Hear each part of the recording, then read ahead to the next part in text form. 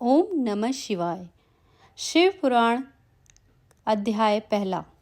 शिव पुराण कथा के अनुसार ब्रह्मा जी की समझ से समझने की कोशिश करते हैं कि शिव पुराण क्या है, शिव क्या है, उनका निर्गुण रूप कैसा है, उनका सवगुण रूप कैसा है। दोस्तों, होता यह है कि एक बार नारद जी ब्रह्मा जी से प्रश्न करते हैं कि पितामह, अब भी शिव जी की भक्ति से अनजान ही हूँ मैं। वे सद्गुण और साथ ही निगुण रूप में भी किस प्रकार स्थित रहते हैं, वे आरंभ, मध्य और अंत में भी किस प्रकार रहते हैं।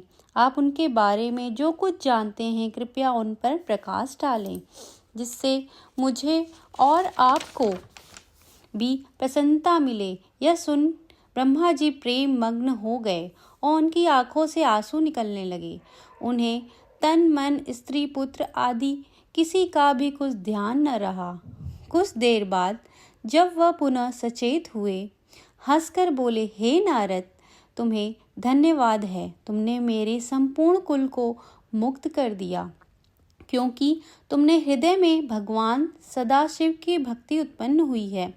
हे पुत्र, मैं सर्वप्रथम अपनी बुद्धि के अनुसार शिव जी के निगुण चरित्र का वर्णन करूंगा। उसके बाद उनके सगुण महिमा को कहूंगा। तुम्हें यह जान लेना चाहिए कि जिस समय सृष्टि का कहीं चिन्ह भी नहीं था, उस समय भगवान सदाशिव ही निर्गुण रूप में सर्वव्याप्त सच्चिदानंद स्वरूप ब्रह्म थे। वे भगवान शिव ही सत्य एवं परमानंद रूप हैं। वे मन तथा वचन के स्वामी हैं और नाम रूप से ही हैं। वे न तो किसी के वशीभूत देखने में आते हैं और न कोई उनका आदि अंत ही जानता है। वे किसी के वशीभूत होकर संपूर्ण सृष्टि के स्वामी बने हुए हैं। वे ही मनुष्य के कर्मों के साक्षी हैं तथा सर्वव्यापक होते हुए भी सबसे भिन्न हैं। हे नारद, योगी लोग उनका भजन करते हैं, परंतु उनके आदि और अंत को कोई नहीं जान पाते।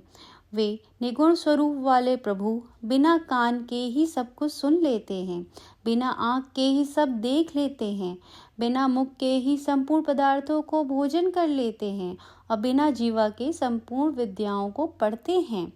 जिन स्वामी की ऐसी विचित्र महिमा है, उनकी स्तुति भला किस प्रकार की जा सकती है। इन निर्गुण स्वरूप भगवान सदाशिव ने अपने मन में जब यह इच्छा की कि हम एक से अनेक हो जाएं, उस समय वे सगुण स्वरूप हो गए। उनके सगुण और निर्गुण स्वरूप में कोई अंतर नहीं है। उन्होंने ही विष्णु ब्रह्मा को उत्पन्न किया और वे ही संपूर्ण प्राणियों में प्रतिनिधिष्ठ विराट स्वरूप है।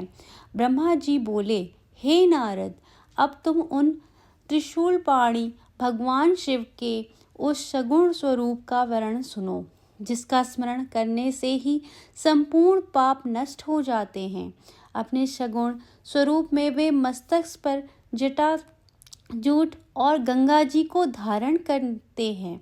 उनके बालों पर चंद्रमा की कला और धनुषाकार त्रिकोण विराजमान है। वे कानों में कुंडल पहने हैं और सूर्य, चंद्रमा तथा अग्नि समान लाल नेत्रों को धारण किए हुए हैं। उनका प्रभाव कालीन सूर्य के समान पहला मुख पूर्व दिशा और दूसरा मुख दक्षिण दिशा की ओर रहता है। उनके नीले कंठ में 3 लकीरें हैं।